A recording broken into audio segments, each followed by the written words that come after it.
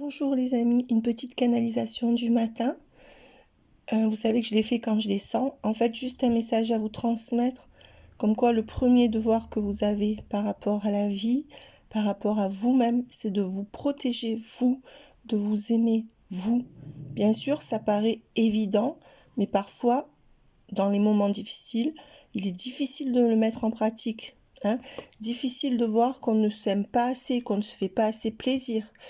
Qu'on ne se regarde plus assez, qu'on ne se voit plus assez et qu'on oublie toutes les choses glorieuses qu'on a effectuées, toutes les belles choses qu'on est capable de faire. Parce que dans les moments où une personne nous enlève son amour et que cette personne représente tout pour soi, eh bien on oublie de se voir, physiquement, moralement. On oublie ce qu'on a réussi.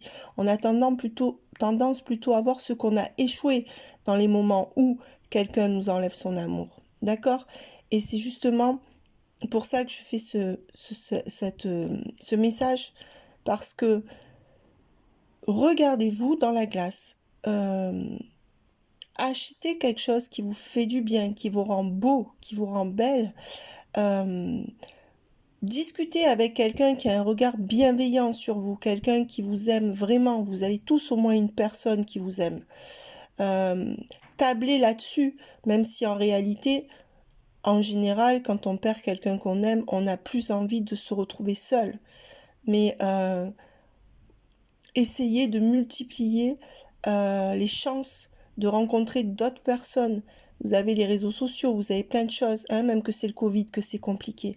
Voilà, c'est un message qui est important. Regardez-vous, regardez comme vous êtes beau ou belle. Vous avez existé avant cette personne. Vous allez exister après. Il n'y a aucune raison. Donc votre premier devoir par rapport à vous-même, par rapport à la vie qui est un principe magnifique, vous voyez, c'est vraiment de vous regarder, de vous réaimer. Et même si cette personne a retiré son regard bienveillant sur vous, eh bien, vous devez avoir un regard suffisamment bienveillant sur vous-même pour vous redonner les forces. Pour certains, ça se fera petit à petit. Le temps que la cicatrice s'efface de la rupture ou de la déception. Mais ne perdez pas de vue que vous avez existé avant, que vous avez fait de belles choses avant.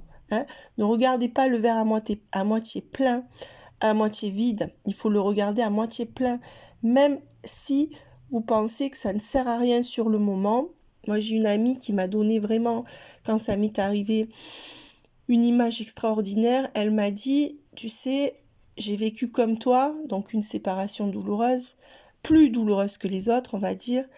Et parfois, les séparations les plus douloureuses, on croit que c'est des liens d'âme. Souvent, ça peut être des liens toxiques. Donc ça, c'est encore autre chose. C'est à vous de discerner. Mais elle m'a dit, cette personne, tu sais, c'est comme une cicatrice. Avec le temps, ça s'efface.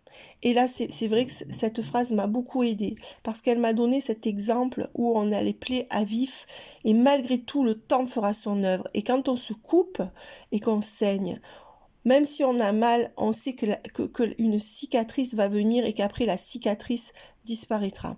Et c'est la même chose pour tout le reste. Bien sûr qu'on ne peut pas contrôler ses sentiments, mais les choses ne sont pas figées. Les choses ne sont pas figées. Donc retrouvez un regard bienveillant sur vous-même, ou cherchez-le dans le regard d'une seule personne. Une seule personne qui vous aime pourra vous parler de ça avec quelqu'un qui vous aime. Ne gardez pas tout pour vous, mes amis. Voilà, et n'oubliez pas qu'il y a les réseaux pour rencontrer niveau sentimental, pour rencontrer niveau amical. Il y a tout maintenant, parce qu'en temps de Covid, c'est pas évident. N'hésitez pas à vous refaire beau, vous refaire belle pour redémarrer une vie. Ne restez pas dans l'attente, mes amis. Enfin, faites ce que vous voulez, mais c'est le conseil du matin. Voilà. Au revoir.